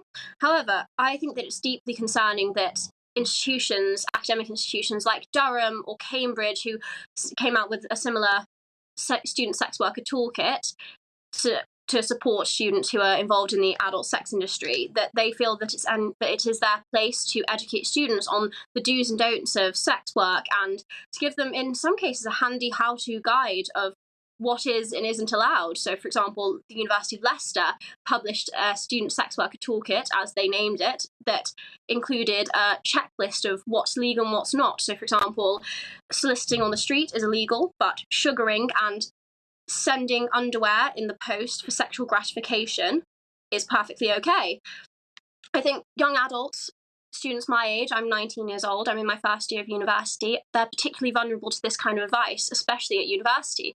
For an increasing number of students, it seems like the only way they can earn enough to subsidise their survival. And in legitimising sex work as a viable career path, universities risk glamorising it. At the end of the day, life is not like Pretty Woman. There's people who seek sexual gratification from your body, have no interest in your safety or your well-being, and they'll toss you aside as soon as the deed is done. It would have been unthinkable in my day for, by all means, we didn't pay the same amount of ludicrous tuition fees, but it would have been unthinkable to think about backing up your education with sex work, maybe pulling the odd pint down the pub. But have attitudes really changed that much? Do you know girls out there who think that this is a perfectly normalised route and are using that as a way to access extra funds? I mean, I come from a low-income background myself. I worked 3 jobs during my studies to subsidise my survival. I worked at bars, restaurants, earning minimum wage. I was also sofa surfing for a significant period of time. So I know how difficult it is to make ends meet, especially in today's economy. But prostitution is not the get-rich-quick scheme that some young people are being led to believe it is. At the end of the day, Pornhub and OnlyFans and all of these other online platforms may seem like the easiest way to get a bit of cash quickly, but the toll that it takes on your mental and physical well-being is immense, and young people simply aren't being taught that this is a dangerous reality of sex work, that it isn't all sunshine and rainbows. You aren't going to get swept off your feet by a rich man who will take care of your every need and put you through university. Realistically, you are selling your body, you're selling a part of yourself that you can never get back once it's out there on the internet or once it's been given to someone else. There's no reversing that. And this sort of legacy can live with young people when they want to find a career one day. Social media is so easy to search through now. You can find, I mean, we've seen it with old infamous tweets popping up of celebrities and cricket stars, etc., which is its own issue. But young people don't seem to understand the impact that this can have on them in later life. A survey that was conducted, I was reading, found that roughly 3% of university students, that's about 200,000, are currently in sex work, and a further 9% would take part in sex work if they were in a dire financial situation. And for universities to be encouraging this as a legitimate form of income is absolutely morally indefensible. The adult sex industry is not a place where any young person belongs, much less vulnerable 18 to 21-year-olds. It's not the place of universities and student unions to advise students on the legality and financial viability of this dangerous profession. Yeah, I couldn't agree more. 3%. You've stunned me, Samantha. Keep up the good work. We need you. Samantha Smith, a writer there. Now, The push for mixed-sex spaces is already encroaching upon organisations like women's refuges. Yep, women who have gone there to be protected from men who abuse them. Many of which say trans women are women and are welcome, although the Equality Act allows for them to exclude male-born people. Then, of course, there's prisons. Trans women are being housed in the female estate on a case-by-case basis.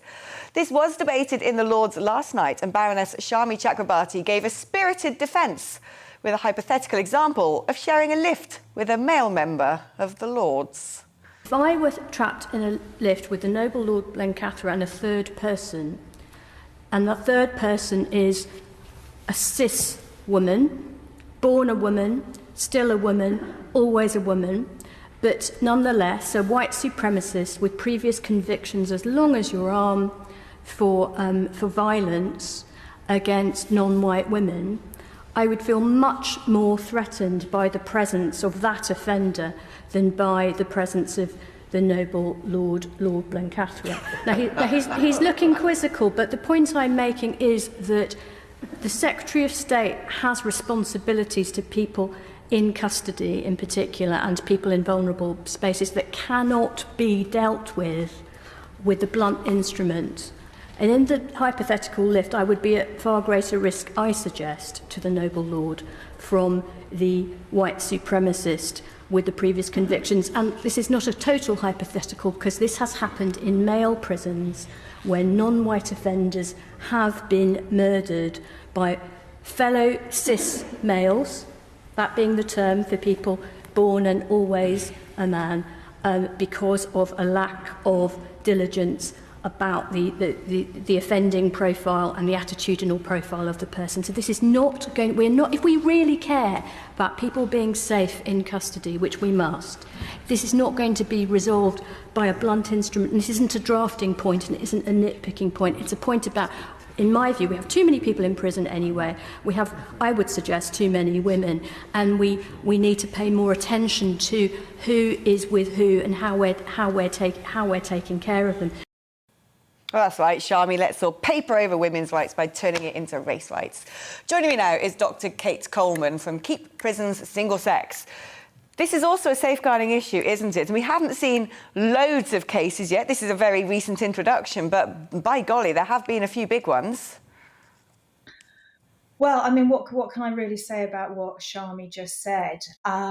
Just one small correction, though. The allocation of prisoners of the male sex who identify as transgender to the female estate is not always on a case-by-case basis. For those who have a gender recognition certificate, initial allocation has to be to the female estate, and that's regardless of any risk, anatomy, conviction, offending history.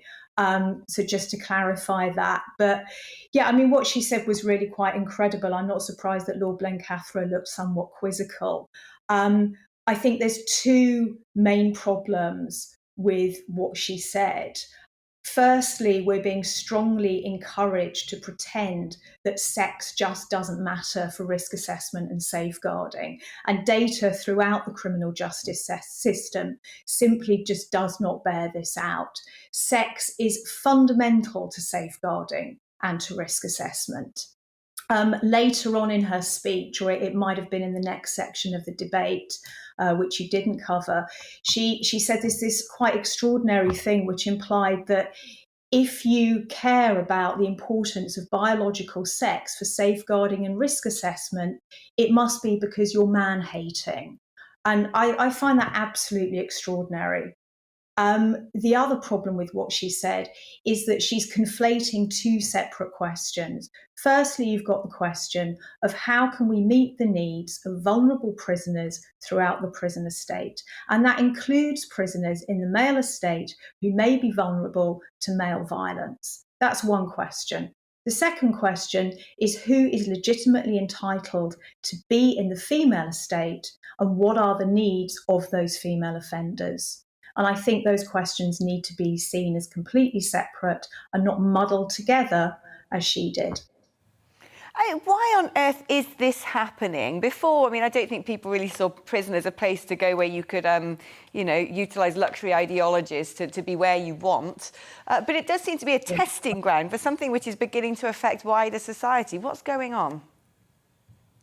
Well, absolutely. I mean, we know certainly if we go north of the border and we look at Scotland, we have evidence which states that they went for prisons, for women's prisons, quite early on in policy development to try to get transgender ideology accepted, because they thought that if they could get that as an easy win, if they could demonstrate that prisoners of the male sex on the basis of self-declared gender identity could be housed without problem within the female estate, then they'd be able to roll that out to other sectors. And I think we've seen that has been true.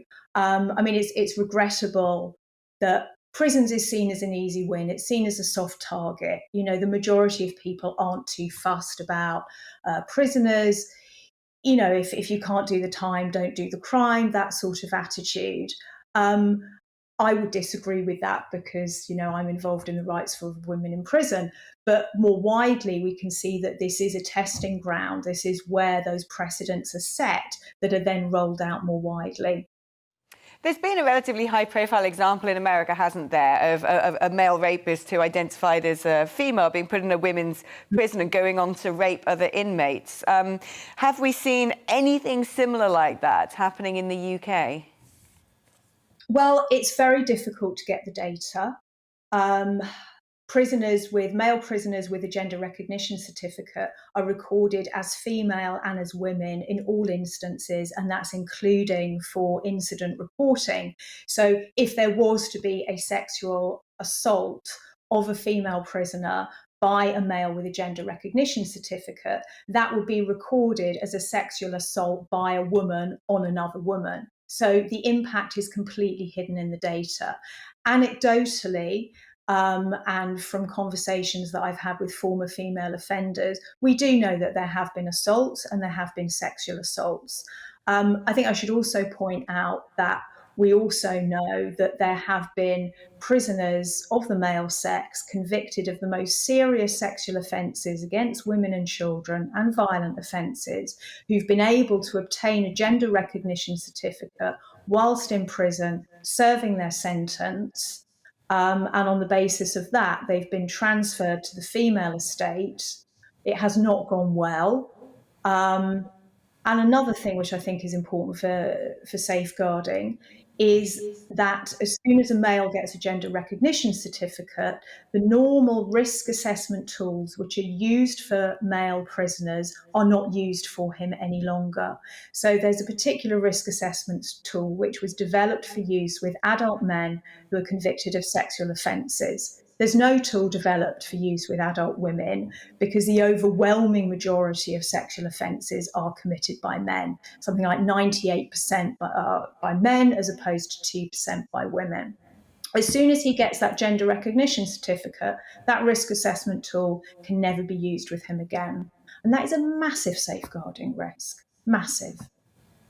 Dr. Kate Coleman, thank you so much for coming on and giving us that particular example of the lack of safeguarding yet again. Dr. Kate Coleman from Keep Prisons Single Sex. Now, just to point out that the government does say that there is individual risk assessments carried out before prisoners are allocated their place on a particular prison estate.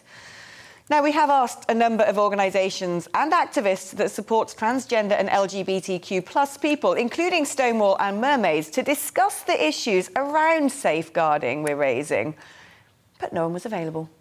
Stonewall have said previously current 2 in 5 LGBT pupils are taught nothing about LGBT issues in school. While progress has been made, nearly half of LGBT pupils are still bullied for being themselves. Being LGBTQ+ can feel like an extra pressure for children and young people at school, college, or in their setting, depending on the extent to which staff, peers, and the wider community are supportive. LGBTQ+ children and young people often worry that those around them will react negatively to who they are, and they can experience high levels of bullying. This can leave children and young people feeling isolated and unable to access the support or information they need. They also say all students, whether they're LGBT or not, should have the time and space to learn about the diversity that exists and makes our world beautiful. We're going to take a quick break and let's also have a little look at the weather. It's time to remind ourselves there's always another winter. Canary Islands sponsors the weather. Hello again. After another fairly cloudy day for most of us today, tomorrow looks brighter with many of us seeing some sunny spells. There will be some showers across the northwest and a slightly fresher feel perhaps. That's because a cold front is slowly pushing across the country. It's bringing some wet conditions across parts of Scotland. It's cleared through from Northern Ireland. Also notice the isobars close together. It's a very windy day across the north of Scotland. Lots of showers coming in here as well. The band of rain trickles south across England and Wales, but kind of fizzles out as it does so, and it will eventually introduce clearer skies through the early hours, and that will allow it to turn a little chilly with temperatures down into single figures, but generally we're staying above freezing. On to Wednesday, and certainly across the south, a much brighter day compared to recent days. Sunny spells across the Midlands, southern England, South Wales, much of northeast England too. There will be a few showers over northwest England in the morning. They should fade away. We'll keep showers going across western Scotland throughout the day. Any showers, though, in Northern Ireland will fizzle out, but it will cloud over here come the afternoon. Temperatures not as high as recent days, but still around or a bit above average. And feeling pleasant enough in the sunshine, but probably just a slightly fresher feel, as I said at the start. Now, there will be some thickening cloud, bringing patchy rain to Northern Ireland through the evening. That becomes more extensive across Scotland during Wednesday night and into Thursday morning. And we'll keep outbreaks of rain going across the far north and west of Scotland for much of Thursday. A bit of drizzly rain here and there over the hills and mountains of southern Scotland and northern England, but for many Thursday is again a dry day, but we're back to the cloudier conditions. And again, especially across the northern half of the UK, it will at times be quite breezy, but it's turning mild again. Look at the temperatures by Thursday with a bit of brightness in northeast Scotland. We could be up to 15, maybe even 16 Celsius. Friday also looking fairly cloudy but breezy. Some patchy rain drifting south through this weekend and also slowly turning colder. Canary Islands sponsors the weather.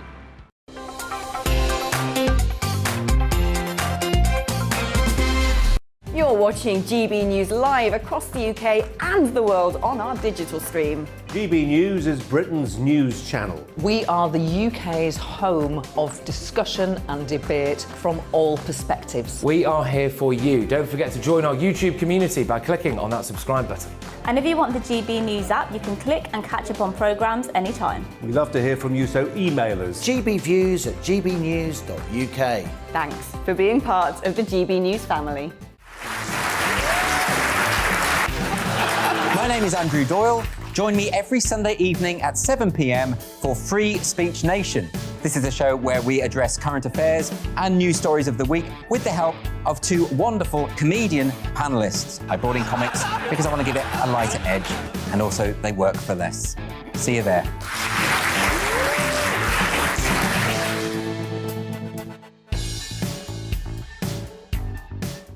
Join my show Farage, 7 p.m. till 8 p.m. Monday through Thursday, and there you will get opinion, analysis, debate, and I'll cover stories that nobody else dares to touch. And then for the last 15 minutes, talking pints. We're over a drink. We have a civilised conversation with someone. We very often disagree, but we do it in a grown-up way. Come and join me on Farage.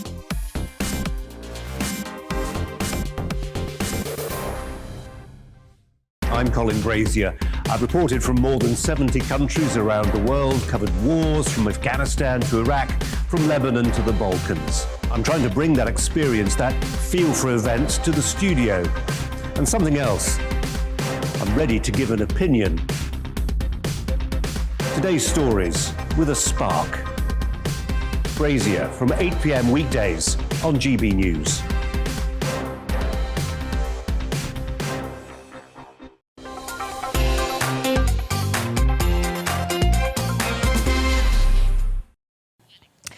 Welcome back. In a moment, the latest on the MP's standards row. But first, it's the news.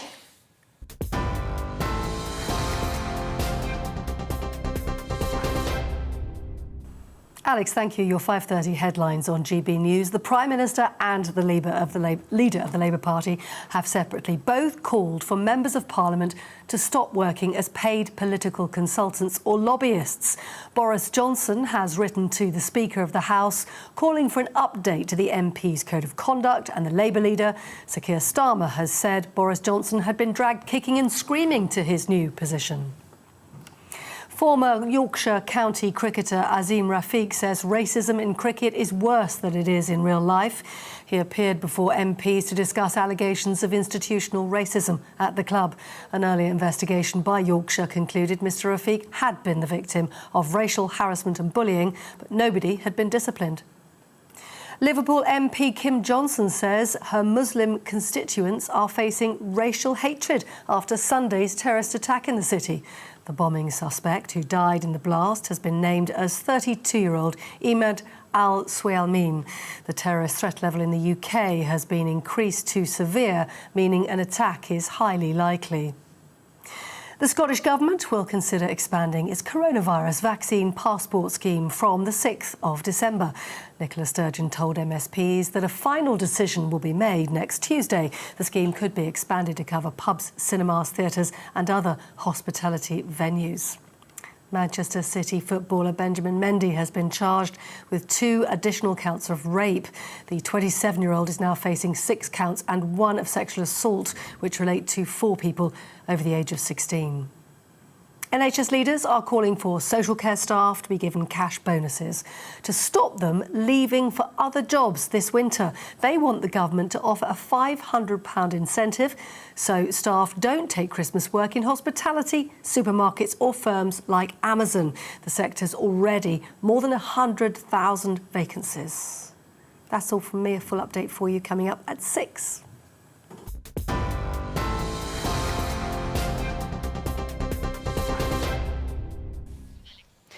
The former Yorkshire county cricketer Azim Rafiq says racism in cricket is worse than in society.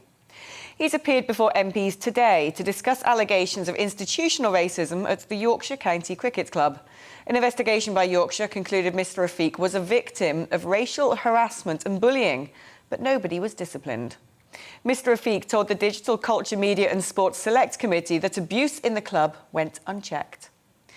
Rafiq said he wouldn't even allow his own son to play cricket, knowing of the potential abuse. There's a lot of cricketers, a lot of Asian cricketers that have been subject to this, and not just Asian, black cricketers as well. I think the representation of black cricketers within professional cricket right now is actually worrying from where it was. And I think the game, ECB, really needs to look at that and start doing something tangible to make them changes as opposed to some PR initiatives. Yeah. Because I can't even imagine as a parent hearing me speak now why I would ever want my kids to go anywhere near the game. And I don't want my son to go anywhere near cricket. But I think this is where it's the ECB and the counties to show that they can actually use this as an opportunity for the change and get them parents to understand and show them that we've messed up, but we're going to do this, this and this and make sure it doesn't happen to your kid. But as a parent, if I was a parent, I would say keep an eye on your kids, keep an eye on them because this is reality. As a parent, I would not let my kid go there and just leave them at the hands of these people, because I think it's pretty clear in professional sports and other issues as well. People go from playing to coaching and they're handed responsibility for kids and they just do not know how to behave in front of kids. Sports journalist and author of Red Card to Racism, Harry Harris, joins me now. It was actually distressing listening today, wasn't it? Why is there this problem when it comes to sport that racism seems so prevalent? Well, unfortunately, shedding a light on racism in cricket was pretty horrendous, but I think you could replicate that if you shone a light on the national sport in football and other sports in the UK. I don't think any of them are free from what we just heard there that's prevalent in cricket. And that's very distressing because we see footballers taking the knee. We've got the World Cup in exactly a year's time. We have promises from the government to crack down on social media abuse. We have all sorts of noises being made, but pretty little effect on what's going on out there in real terms. And if you're looking at the Asian community, the book that you referred to, pinpoints the fact that it doesn't reflect what's going on in society, as indeed in cricket, but certainly not in football. You know, there's a big Asian community who love football, love cricket, who are playing it out there, but their path to the top is being barred, and there's no question about it. The reason behind that is utter racism, and it's appalling. I mean, in his evidence, he spoke emotionally of inhuman treatment at the club, including from senior figures. And, well, it does seem outrageous that a report would find evidence of bullying and harassment, but no one was disciplined. That doesn't surprise me. And in fact, you know, the general public would think cricket is more of a gentleman's sport and less likely for this kind of thing to occur. But if you looked at historic retrospective racism in football, you would be shocked by comparison to the kind of industrial language and the racism, the racist language that was used in the dressing rooms, that no one batted an eyelid to, and that really big stars that you would know quite well had to endure. It was pretty shocking, even by comparison to what you've heard in cricket. It was much more prevalent. Harry, thank you so much for coming on and discussing this topic with us today. That's Harry Harris, author of Red Card to Racism. Boris Johnson has set out plans to ban MPs from working as paid consultants in the wake of the row over former Tory MP Owen Paterson. Mr Paterson was found to have used his position to lobby for two firms paying him, reigniting debates over MPs' outside employment. In a letter to the Commons, Speaker Sir Lindsay Hoyle, the Prime Minister said MPs should adopt a ban as a matter of urgency. Quite a U-turn there. In the past hour, the Labour leader, Sir Keir Starmer, gave a statement in which he criticised the Prime Minister. Joining me now is the founder and director of Delta Poll, which is an independent public opinion consultancy company. So let's address this situation. Joe, do we think this is going to impact the Conservative government pretty badly? I mean, polling to date has shown a slump in the polls, but that seems to be more connected to the migrant crisis. Do you think as lobby journalists smell blood and continue their digging that the Prime Minister is going to be in trouble? Or do you think this 11th hour screeching U-turn could save his bacon? Well, it's always easy with polling to point to a particular thing that is happening at a specific moment and say, "Oh, that's the reason for the polls changing." But often that is correlation rather than causation. Over the last few months, indeed, going all the way back really to the summer, we have seen the gap between the Conservatives and the Labour Party contract. And as it has shrunk, there has been the question of when and if Labour would overtake. And in the most recent polls, we have seen an acceleration of that trend, which could be linked to sleaze, but indeed could be linked to many of the other things that are going on. And it has seen Labour just pull ahead. The question we don't know, and one that Boris Johnson is clearly attempting to address with his statement today, is whether this trend will continue. It strikes me that Boris Johnson's announcement attempts to draw a line under the situation and move on from that, and from his point of view, hopefully stop further questions about sleaze and digging around MPs of all colours to look at their secondary earnings. The question is whether this will be enough for the general public. My sense is that it will come down to the detail. At the moment, we're hearing, no consultants, no parliamentary consultants. We're hearing no lobbyists. I think the public would be on board with that. And we're hearing no prioritising outside interests over their job as MPs. But what does that actually mean? If someone, for instance, is an MP serving on a board for 2 days a month, getting paid £100,000 a year, will the public see that as a good thing? Probably not, even though it won't impact on their work. The interesting thing here, by a sort of basic calculation, is that Boris Johnson has around an 80-seat majority. I can't remember the exact figure. And it seems to me around at least that in his party have second jobs. If he does get this through Parliament, which seems to me now that he really has to, he might appease the public, but could he then lose vital backing, especially from certain backbenchers, when it comes to managing to get big issues of the day passed? I think it depends, as I say, on the context. It's not banning second jobs. That is a really important thing to make clear. It's banning what he calls prioritising outside interests over constituency concerns. And so it may well be that if you're a backbencher, you will make the argument that it's perfectly possible, say, to be on a board of directors 2 days a month without it impacting on your constituency work, and you will perhaps be paid handsomely for that. But that, as I say, will come down to the detail of the announcement, and I think a total banning of any kind of secondary income, whether it's newspaper articles or anything else, would have a much larger impact than at least what appears to be seen in this announcement today. Joe Twyman from Delta Poll, thank you ever so much for your insight into this ongoing story. Still to come on the afternoon agenda, it's going to be time to hear what you think about safeguarding. I've been reading your emails during the advertising break, and there's a lot I'd love to read out. Are we letting our children down? First, it's time for news headlines.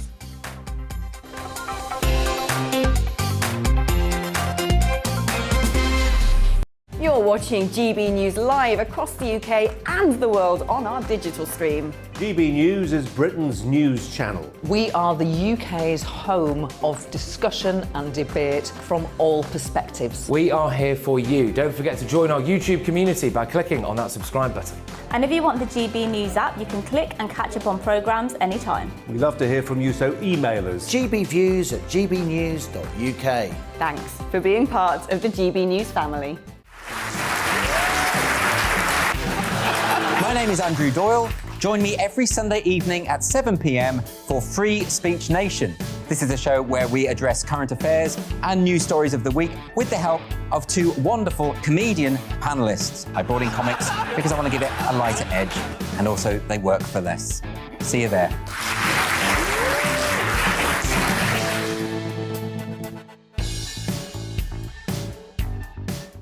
Join my show Farage, 7 p.m. till 8 p.m. Monday through Thursday, and there you will get opinion, analysis, debate, and I'll cover stories that nobody else dares to touch. And then for the last 15 minutes, talking pints. We're over a drink. We have a civilised conversation with someone. We very often disagree, but we do it in a grown-up way. Come and join me on Farage.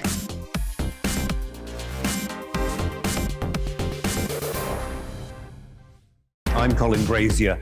I've reported from more than 70 countries around the world, covered wars from Afghanistan to Iraq, from Lebanon to the Balkans. I'm trying to bring that experience, that feel for events, to the studio. And something else, I'm ready to give an opinion.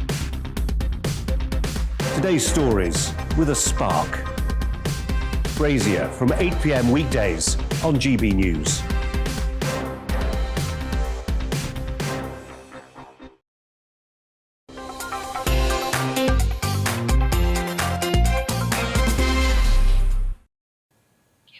Actress Joanna Lumley has hailed a victory for common sense in the approach to clearing undetonated explosives from the sea. The 75-year-old teamed up with marine conservation charities to call for a change in how unexploded war munitions found in the water are disposed of. The Stop Sea Blasts campaign has warned that detonating unexploded devices causes huge disruption to marine habitats and threatens the survival of whales and dolphins. Our political reporter Tom Harwood caught up with Joanna to get her reaction. Big victory today. The sense that the government and DEFRA have finally, the door has swung open to make the extremely common sense decision to advocate the use of this deflagration technique. Now, just for the people who have no idea what I'm talking about, when people put up offshore wind farms, they have to clear the seabeds of masses of munitions, 100,000 tons of unexploded bombs dropped or abandoned since the Second World War. Usually they use a method which is called high explosive, and so they just blow them up out of the water and it all looks marvellous. Great plumes of water go up the sky and everybody goes, oh, look at that. What happens is that it liquefies the seabed, it sends out toxic particles into the ocean, it kills marine life, and it damages the sonar of whales and dolphins, which means that they can't swim in pods, can't hunt for food, and often beach and very often die. Lying parallel on the shelf of the ways of disposing them, exactly the same cost and exactly the same availability, is a method called deflagration. So you still have to dive down to the bomb on the ocean bed, you still have to place a charge against it, but instead of blowing it up, it fires a cone into the bomb and it burns it out from the inside with something like a little pop like that. Then you can scoop the whole thing up and take it out. So it's absolutely a no-brainer. Why isn't it being used? Because I think common usage in the past said we always blow things up, why should we change? But now we're saying, really focus on this. Government and DEFRA have been umming and ahhing for a bit, and today they've said we're going to advocate this as the best way of doing it, deflagration. So this is a day of celebration. It doesn't mean to say that everybody yet is off the hook, because we want to go to all the big offshore wind power companies and say, will you dedicate yourself to signing this piece of paper to say we will never use high explosives again? It's a little bit ironic, isn't it, that all of these technologies that we thought were so green and so wonderful for the environment seem to have actually been, in some respects, harming it all these years. I know, it's heartbreaking, isn't it? Because it's something that most of us don't know about. We just see great big windmills out at sea and you go, gosh, whether you like them or not, you go, there they are turning away. And we don't really think about how they get put there. You think, well, they must stick a stalk into the ground. But one thing I never knew is that how many unexploded bombs there were, not only around our islands, but everywhere around the world. So anything that's going to be put offshore is going to involve unexploded armaments. If they use the old methods, terrifying for marine, the future of marine life. If they use this new method, win-win situation. Now, how long have you been going at this campaign? How long has it taken the government to recognise and deliver? Peter Carroll is the mastermind of all this, and I worked with him on the Gurkha Justice campaign. And as soon as he alerted me to the fact of all these things that I didn't know about the bombs, about the terrible destruction to marine life, I jumped on board. So that was sometime last year, and I can't remember. So this has been a little bit of nagging, a little bit of kicking, a little bit of shoving, a little bit of writing and waiting and prodding and nudging. And then finally DEFRA has come down with this slightly cautious, but on the whole, celebratory statement today. So this is good. There are some elements to which there will still need to be explosions being done. There seem to be some caveats in this decision today. Does that make sense to you? Yes, well, they say that everybody agrees that in some very rare instances you have to use high explosives. Very, very rare. But rather than just using them commonplace, you just find one and you just go, this is the only way to shift this will be this high explosive. On the other hand, the other way, which is just costing exactly the same and causes no harm, why not use it? So we're just going to try to get the big companies to sign up, and we want the pressure from people still, pressure from MPs still, to get those companies to sign up to this agreement and maybe reassure DEFRA. This has been used by 17 navies around the world today. It's been used for 14 years. It is hardly dangerous, but anyway, we'll go through all this cautious, treading over eggshells way, but we will get there. We're not going to let this one go. Now, of course, this is all in the context of the UK's environmental policy, and COP finished last weekend. Yeah. What did you think of the outcome? What the public wants to see is something actually happening. We want to see stuff happening. There are a lot of decisions. We go, but what do we do? What do we do now? And the answer is this is one of the things we can do, which is to put the pressure on to make sure that those offshore wind companies say we are going to use the deflagration method in the future. You've been involved in so much activism in the last few years. Is this a proper part of civic participation? Would you like to see more people in the public sphere who are public figures get involved in these kind of campaigns? Well, sometimes they're criticised. Sometimes people say, why should actors tell us what to do and things like this. So we've always got to just take our civic duties very seriously. I don't have any party politics at all. I don't do anything on behalf of any particular paid-up group. But some things, the environment, animal welfare, abandoned human beings, refugees, veterans, children, all those sorts of things, you'd have to have a heart of stone not to care about them. And so you must do what you can. And you'd never think of standing for office yourself? Never. Well, on that note, thank you very much for joining us. Thank you. So much. Our political correspondent Tom Harwood talking to the legend that is Joanna Lumley. Stanley Johnson, the Prime Minister's father, has been accused by a senior Conservative MP and a journalist of inappropriately touching them. Caroline Noakes said the elder Mr Johnson forcefully smacked her on the backside and said she has a lovely seat in 2003, ahead of him running to be a Tory MP. Stanley Johnson declined to comment about her allegation made to Sky News, other than to say he has no recollection of Caroline Noakes at all. Well, joining me now is writer and self-confessed anti-feminist Jenny Holland. Jenny, Women have had to put up with this for time immemorial, frankly, haven't we? We have, unfortunately, yes. It's almost like a throwback to sort of the dark ages. When I read the story today, it seemed like something out of the 60s or the 70s, and not modern times at all. But obviously, Stanley Johnson hasn't caught up with the modern era. Do you think the risk here is every time we have this conversation, men feel like they're under attack, when it's pretty simple, isn't it? We just want them to keep their paws to themselves. Yeah. It's interesting. I mean, on the one hand, especially, in light of the segment you were doing earlier about child safeguarding and this sort of sexual war that's taking place now against women and children, this seems kind of silly. But on the other hand, it is when it happens to you, and I think it happens to a lot of women, it certainly used to happen to a lot of women. It is humiliating. It's enraging. It's all those things. So that is definitely true. And that's not to take away from any, so it's not to kind of dismiss what he did at all. But to me, my problem with Stanley Johnson goes far beyond that, to be honest. I think he's a symbol of immense privilege and cluelessness that is a lot more serious than smacking someone's bottom. There's a bit of a problem, though, with, when women want to be taken seriously over these matters, dragging up a sort of what some might consider a more minor infringement from well over a decade ago to make a point. In a way, I mean, from what I read in the article, it sounded like it was revealed within a context. Now, I don't know. There's a lot of other stuff going on amongst the Tory party at the moment, as your previous segment mentioned, and who knows what the internal politics of this are. There are no coincidences, right? But I mean, Stanley Johnson continues to be a public embarrassment, I would say.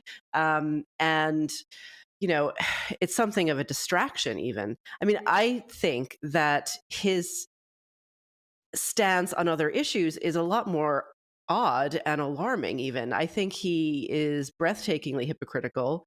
I saw a video recently where he called for reducing the population of the United Kingdom by a vast amount. He said we were overcrowded by. We've just lost Jenny's audio there, it seems. Jenny, we've lost your audio, so I'm going to bid you a fond farewell. Thank you ever so much. That's Jenny Holland, a writer. Now that we've heard what our guests had to say on our big topic of the day, it's time for you, the viewer, to have the final word. Ian says, thank you for covering this. When I was young, I was innocent, and anything sexual would feel uncomfortable and not for me. Now they seem to be rushing the young into trying everything, just in case it's their thing, and nothing's wrong. Maturing takes years, not a quick lesson in primary school. David says, children appear to be being sacrificed to ideologies that are completely inconsistent with their needs. This is becoming a frightening world and a toxic culture. Couldn't agree more. Gordon says, my wife and I have worried for so long about what is happening to our grandchildren. The ridiculous promotion of the extreme LGBTQIA agenda. Don't know if you got that list of letters right there, but who knows? By the media and by the educational establishment is shocking. It is, in my opinion, a form of grooming, but on an industrial scale, never seen before. Bold words, and I agree. Bobby says, social media has got to stop promoting hatred, and families who want the best for their children. Our media are also promoting this agenda. What is now happening is very concerning and long-term very disruptive. I've got a few here as well I want to read out. Sue says, Belinda says, what we're all thinking, it's unbelievable what is happening. Margaret says, hi Alex, your talking point today is so needed. Thank you for raising it. Your friend Belinda was brilliant. She's really trying to save children from being corrupted. Diane Lawson, dear Alex, I'm appalled what is happening to our children. I put it on a par with FGM. Fiona, what is the difference between male with male body parts and a male with male body parts who wants to be a female? Chris, Alex, thank you for covering this topic. This is crazy. I felt sick as your first guest, Belinda, described her experiences about safeguarding failings. Important topic today. I hope you're glad we've covered it. You've been watching The Afternoon Agenda with me, Alex Phillips. I'll see you again tomorrow. It's time to remind ourselves there's always another winter. Canary Islands sponsors the weather. Good evening. Skies will start to clear overnight, which will allow a brighter day for many of us tomorrow with a bit of sunshine. There will be a slightly fresher feel, though, thanks to a cold front introducing cooler conditions, but not especially cold, just fresher than it has been. This weather front is also bringing some outbreaks of rain, particularly to Scotland through this evening, but as it sinks southwards, it really is weakening. So really just a band of cloud with some light rain and drizzle across northern England and Wales. Following on, there will be lots of showers overnight for Northern Ireland and Western Scotland, some snow likely over the tops of the hills and staying very gusty here as well. As skies clear further south, temperatures will drop well down into single figures, but although it'll be a fresher start to Wednesday, it should be a brighter start as well. Certainly across the Midlands, East Anglia, much of southern England, South Wales, sunny spells for most of the day. Cloudy skies further north, a few showers over northwest England, but they fizzle out, as should the showers across Northern Ireland. We'll keep some going across western Scotland for most of the day, and still pretty gusty here also. As I said, a slightly cooler feel, temperatures not as high. There will be a brisk breeze blowing, but those numbers are still around or a touch above average for this time of year. Through Wednesday evening, we'll see patchy rain trickling into Northern Ireland and becoming more extensive across Scotland during Wednesday night and into Thursday. A little bit of that getting into northwest England, but again, much